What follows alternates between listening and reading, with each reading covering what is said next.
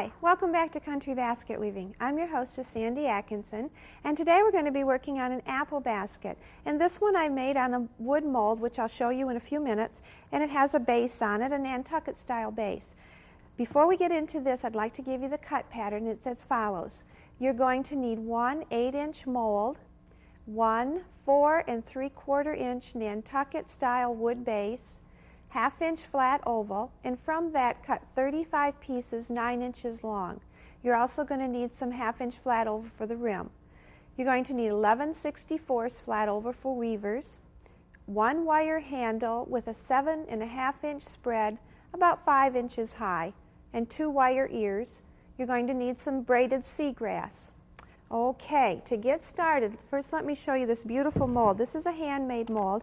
I do have some other molds back at my studio that are really crude looking, but they work. There's different things that you can use for molds. I like working on this one because it's so pretty. And it's smooth and it has a nice shape to it. You attach the Nantucket style base with a screw at the top. It has a slit in it, and that's where you're going to slide your reed right in there to fit. And I'm going to show you. Now these you do not wet ahead of time. This one I've already worked on. I'm simply going to dip it in the water, shape it with my hands, put somewhat of an arch on it, and I'm going to slide it right in here and slide it under the rubber band. You also need a good sturdy rubber band at the end. I'm going to show you how to cut one of those. You're going to need a sharp knife. This is my piece that's 9 inches long. I'm going to come in here at the end of it, and I'm going to come back about 2 inches and start tapering that.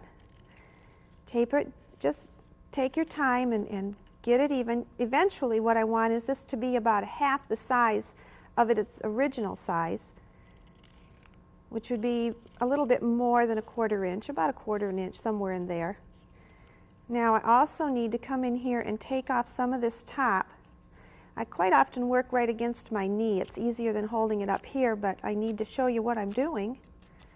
I'm going to whittle some of that down, come into the back, and I'm going to whittle off some of the back. I need to have this real thin so that it's going to slide in that notch that we have here.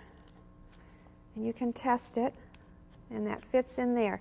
But now, see how it's really kind of ragged looking, so I need to take this is a sanding pad, and I'm going to come in here. Let me show you what I'm doing. And I'm just sanding this down. Sand the edges, get it smooth. This basket sets up like the Nantucket basket does, but it doesn't have the Nantucket rim on it. Get it nice and smooth. Do the whole piece, both ends.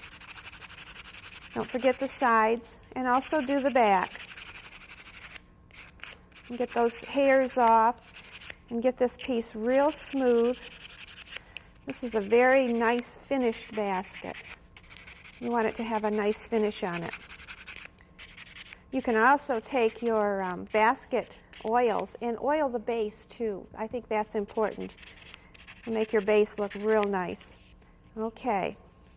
Once you have a good shape to it, put it in your water, give it an arch, and slide it in right there. And watch your spacing as you go around. You want to make sure you have 35 across there.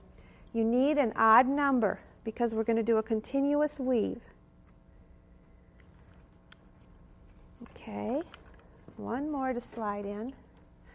And the other ones I already went ahead and sprayed, so they would be wet as I worked, because the lights do dry it out. But use a sprayer. If yours dry out, go ahead and just spray it. Okay, kind of look at them, make sure they're all evenly spaced. Then we're going to take out our 11 64ths flat oval. And it's a small size flat oval. I like to work with it. It has a fineness about it that I like. I'm going to come in here and I'm going to whittle this down. No, I'm not. I'm going to cut that off. Sorry about that. It's a whole lot easier to do a taper.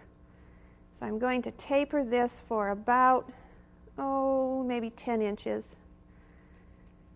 And the taper's getting a little wider now until it's completely back to the original size. I have a hair there. I'm going to get that off. Okay. Find a spot in here where you have a gap. Here's a good spot here. put this in wrong side down. So my oval side is down. Slide it in there and bring it back up. So now my oval side is up. Now this first row, in fact the first 2 rows are going to take lots of time because every other piece, I'm doing an over-under weave, has to be pulled out, woven under, and fit back into the rubber band. And you need to pack this first row right in tight, right in tight to your base here. Now, some of your pieces may come out. Just make sure you shove them back in. And it doesn't hurt to go ahead and give those a shove in there anyway to make sure they don't come out.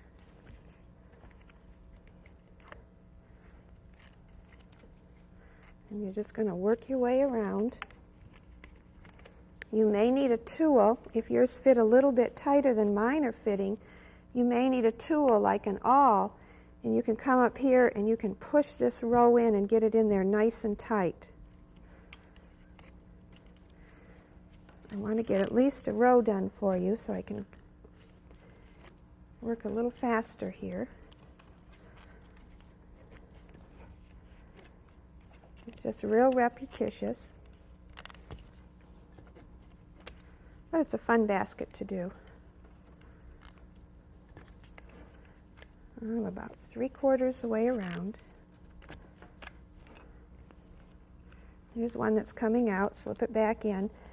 Adjust the spacing right here. I see this isn't real good spacing here. You may want to play with it a little bit. This is coming out, so I need to take a minute and slip those back in. Make sure this is good and tight. By now I'm back to my full width of my reed. I'm also back almost to where I started. Put that one back in. Put it under the rubber band. Now, if the pattern worked out, if you have counted correctly, you have an odd number, you'll be going under the one you started on. Because you were over at the first row, the second row you're going to be under it. And this is a continuous weave. This will let me weave row after row without stopping. As I weave along, you're going to run out of your weaver. So what you need to do is, in fact, I'm just going to show you. Let's say I've already got several rows. I have several lengths here. Let me do just a couple more here. Give myself a little bit more distance from where I started it.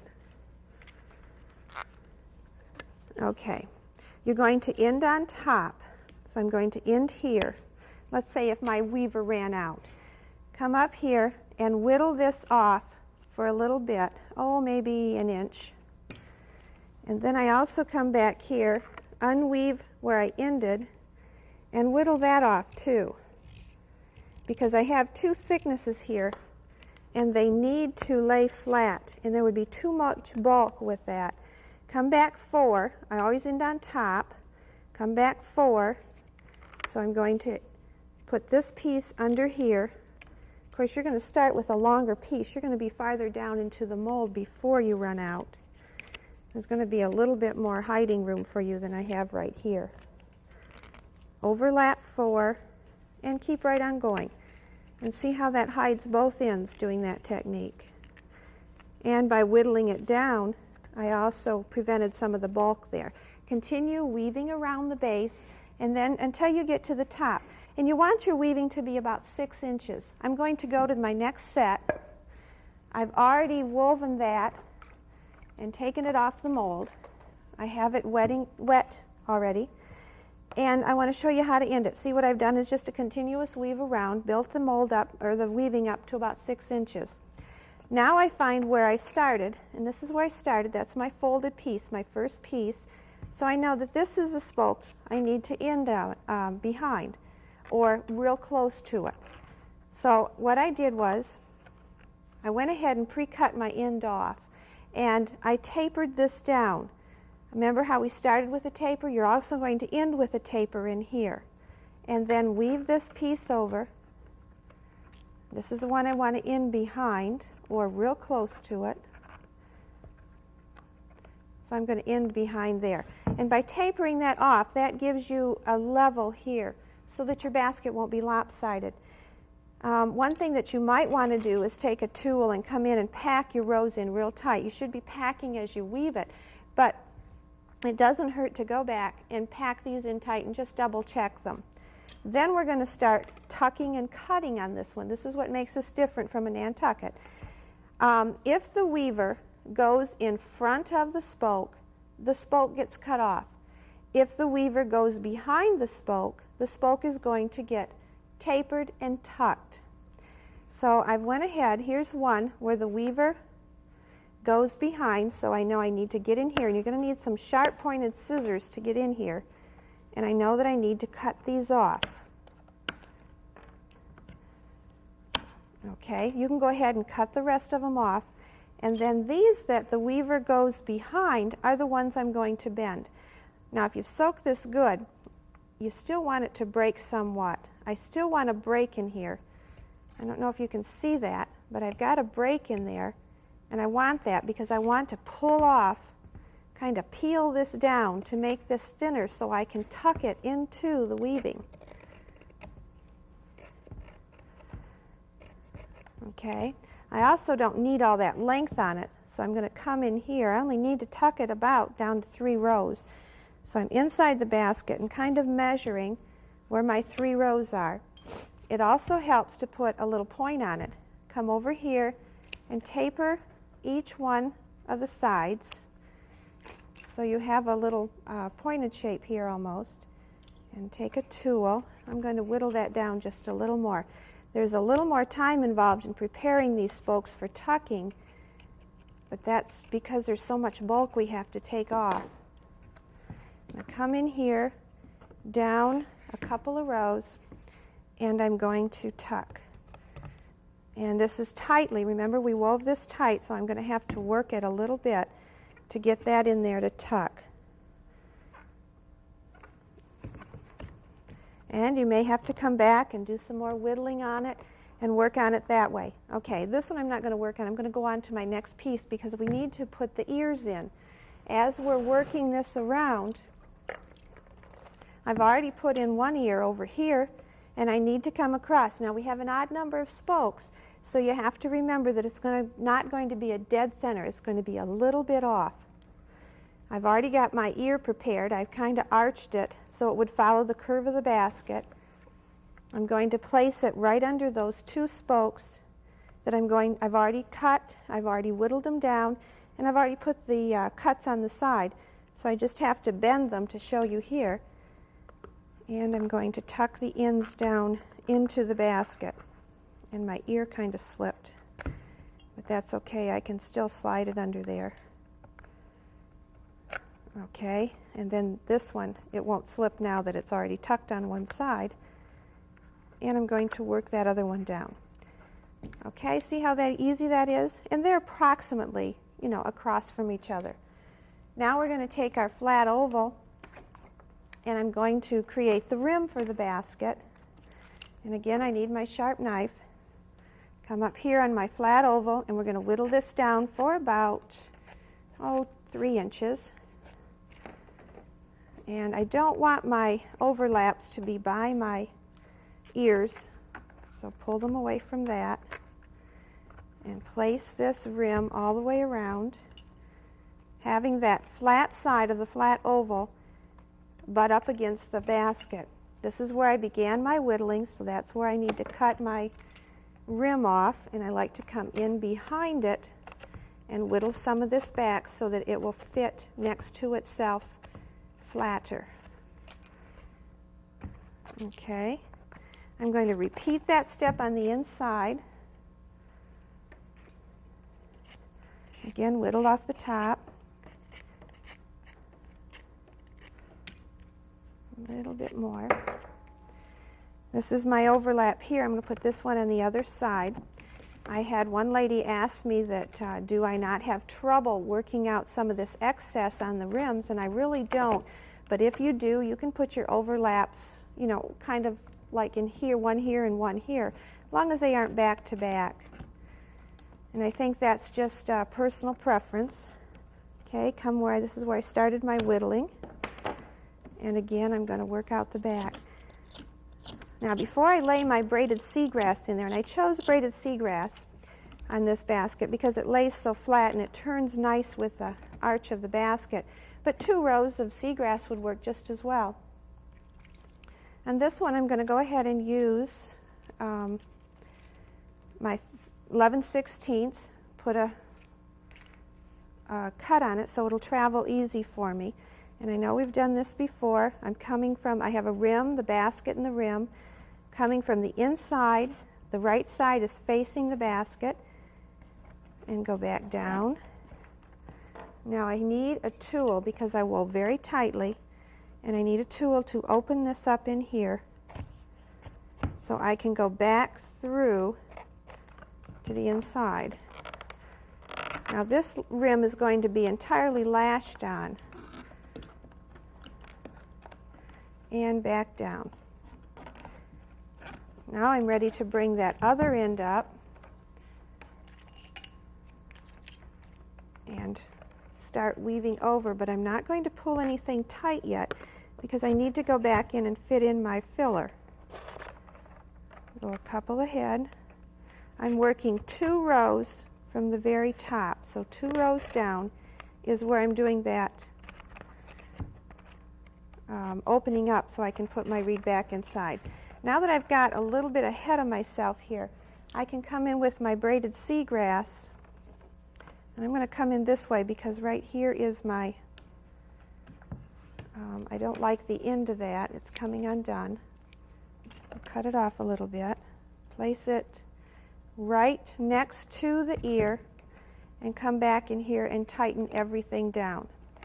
Now I want to show you how to end this basket, so I'm going to go to the next one real quick.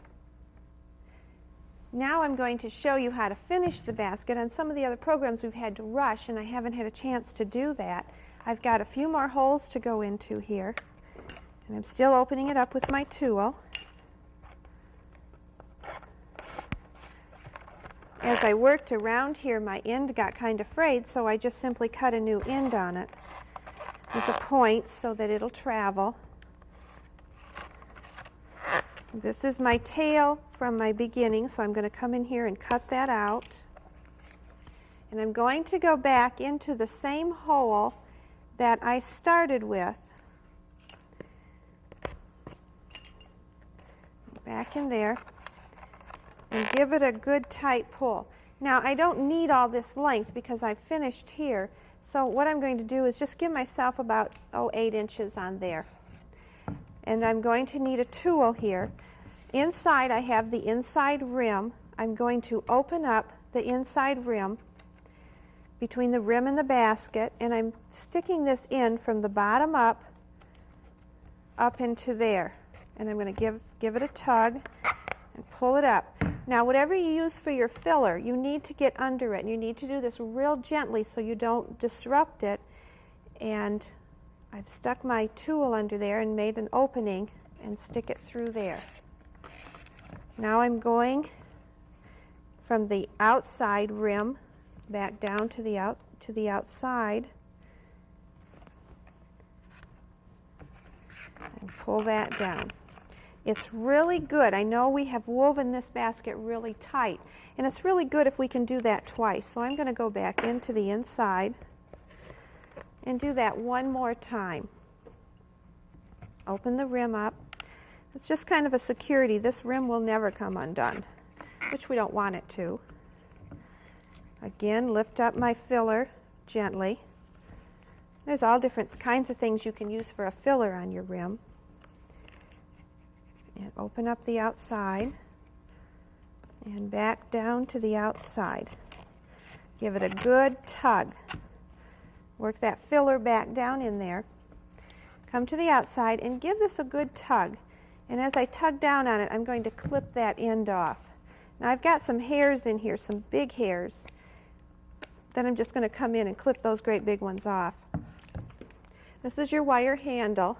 You're going to find your 2 eyes, or your ears, pardon me, and insert it in there. And this one Work it around and insert it on the other side. Careful you don't bend your handle. If you do, you're going to have to reshape it. Come in and get your pliers, and you're going to just squeeze these ends together. Get a better angle over here, like that. And then you've finished your basket. Now I'd like to show you how to torch a basket, and that's how we're going to clean up all these hairs on it. I know in the past I have sat with nail clippers or scissors and cut all these, and at first I was really afraid to try this, and I had a friend show me how to do it, and now I don't do it any other way. Make sure your basket is very wet, so dip it in your water. Mine's still pretty wet from my last, when I pulled it out. Make sure it's very wet. I'll wipe my hands off. I have just a regular propane torch here. And I'm going to light my torch, get my matches to light. My fingers are wet. And give myself a little bit of a flame up there. And come in here. Now remember, we're working with a very wet basket. And I'm just taking my torch across the basket. Remember to angle it across the basket. Don't go directly like this, or you're going to burn it, and we don't want to burn it. I don't really mind if I get a few singe marks on it. I think it still adds some character to it. Keep your torch moving. Don't stop the torch, because again, if you stop it, the water's going to dry quickly and you're going to end up burning it. So work it around. If I were to have a bottom woven on this basket, I'd be doing the bottom too. But on the wood bottom, I'm not going to do it, of course. Work it across, and I hope that this shows that all these little hairs burning off. Keep your torch moving. Keep your fingers out of the way. You don't want to burn your fingers. But you really don't have to be afraid of it. It's very easy to do. Come on the inside. It's a little harder to get on the inside and stay at an angle, but keep that torch moving.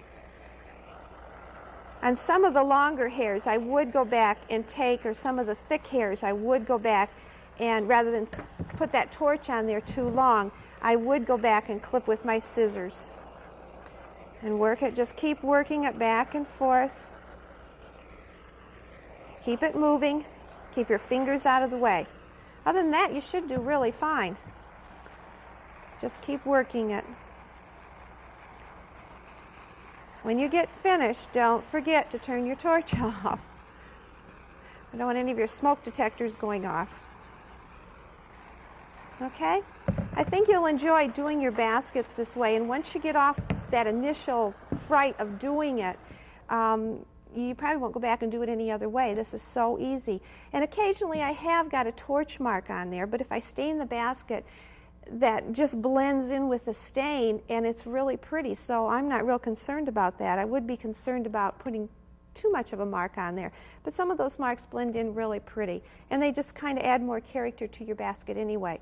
So don't be afraid to torch it. Give it a try. Let me know how you do. Next week we're going to be working on our hearth basket. It's a new hearth pattern I've come up with. On some of the models I'll be showing you next week, I have added a lot of color. Don't be afraid to add color to your baskets. Even on this basket here, I could have done this in color. I could have stained over the color and made it look real antique-ish. Just so many things, and I want you to become creative and put you into the baskets. And you'll find that that's when it really becomes an art to you. Because basket weaving is an art. It's not a craft. I kind of cringe when I hear people calling it a craft. It is an art. And you can become very creative. On this basket, I've added a twill handle, and we'll be working on that next week, adding lots of color to the basket. I've added some seagrass to this one. And I'm going to really look forward to seeing you next week. Take care. Remember to be careful with your torch. And we'll see you next week. Have a wonderful week. Bye-bye.